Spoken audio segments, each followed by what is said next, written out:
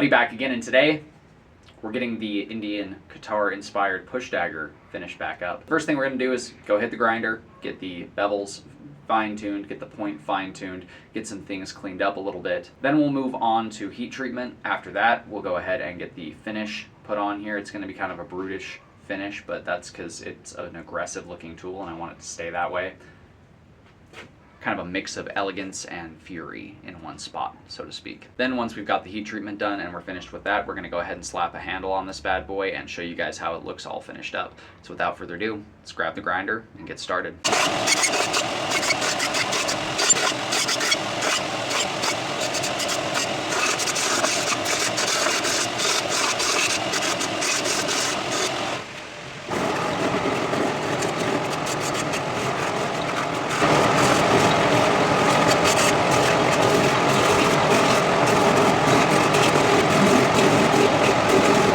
Some basic grinding, getting the edge bevels ground to completion, getting some things cleaned up that were a little bit uneven or a little bit ugly.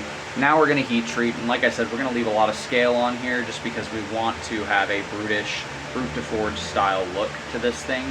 So let's go ahead and heat treat the blade. We'll get that done, then we can start working on getting it its final look, getting the handles on there, all that jazz.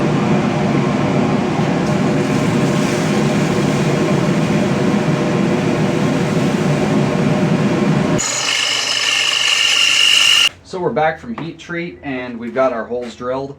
Now we're going to go ahead and take a drill with a wire brush and we're just going to go ahead and clean this thing up a good amount. Just give it a nice wire brush finish over the vast majority of this before we go back over to the grinder, put the final edge on it, and start getting our handle scales shaped and attached.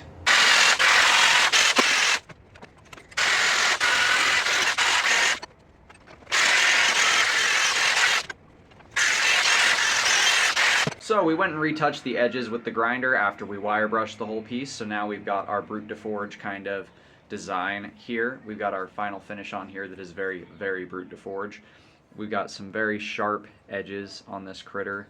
The lighting is probably not going to pick it up the best. And a very fine pointed dagger point here. So now let's get the handle made. The handle is going to be made out of these scales of resin that I created. They are half black, half silver, and a little bit of white thrown in there. And they're going to be handle scales on either side of this knife handle. So I'm going to go ahead and get these cut out and I'll be right back to you so I can show you what they look like before we glue them up. And then, yeah, we'll get it all slapped together. Got our handles prepped for glue up. We've got our pinholes drilled, and pinholes obviously were already drilled on this. So now let's go ahead and glue these together and I'll show you guys once the glue hardens what it looks like. So if you ever wondered why blacksmiths have so many clamps, it's because of projects like this. I've got 2 wood clamps and 3 metal clamps holding this handle in place while it dries with the resin. And that is not even a high number. But as you can see, we're epoxying the entire handle together, both scales, the pins, all that jazz. Once this finishes hardening, we'll nip the pins off and start shaping the handle. So here we are with our handle pins cut down to size. We've got a little bit more tune-up work to do to get this thing nice and clean and matched up. So I'm going to go ahead and get that done and then I'll be right back to you guys. So here we are after shaping and smoothing and sanding, and we've got a nice comfortable grip on this. There are some slight gaps here, but that can be backfilled with resin. So what I'm going to do now is I'm going to backfill this by hand, and I'm also going to give it its final resin coat, which is going to bring out its color. This is my favorite part of any epoxy handle build because this is when the color and the shades and all that stuff really pop in the handle. And this being black, white, and silver is going to look really cool. So as always, we start with just a drop of each.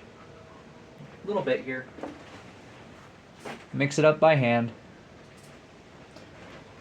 And then we rub it across the whole thing, and you can see how that transforms that handle material instantly to its original color. Because this is basically covering all the micro scratches from when we were sanding and polishing. And once it settles and cures, it'll give us essentially a glaze over to the top of the handle here, which is going to make the handle itself much, much smoother much faster than if I kept sanding it for hours and hours. It would take hours of sanding and buffing to achieve the same type of result I get by doing what I'm doing right now. And you can see just how much that's transformed the color of this piece already.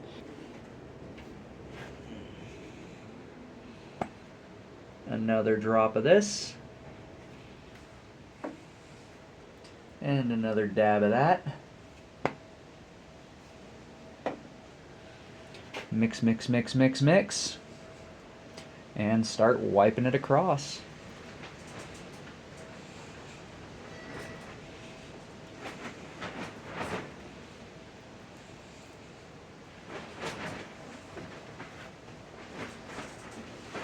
The dagger handle is now all cured, and this is the final result for the push dagger. We've got our nice triangular blade, our knuckle ridges, and one heck of a beast of a little punch dagger. Little being, you know, an objective term for sure. This grip allows you to hold it centered with the high knuckle here, or down between the two main knuckles. You can even flip it over and hold it either way as well. This bottom edge, when held in this orientation or this orientation, which is the way that I designed it to be held, has a longer edge than the top.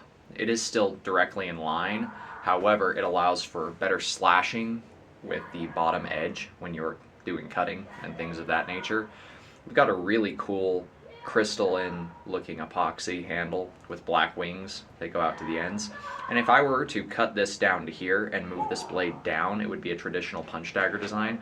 But since this is, you know, a knuckle guitar inspired punch dagger, it's a little bit of a different critter. It's a little bit bigger, a little bit more sizable and substantial of a tool. It is all complete, all ready to be tested, all ready to be showcased. I'll get you guys a couple shots in some better lighting of this, obviously, so you can get a good look at this punch dagger. And that's the build. The dagger's complete. Next video we'll be testing this bad boy out.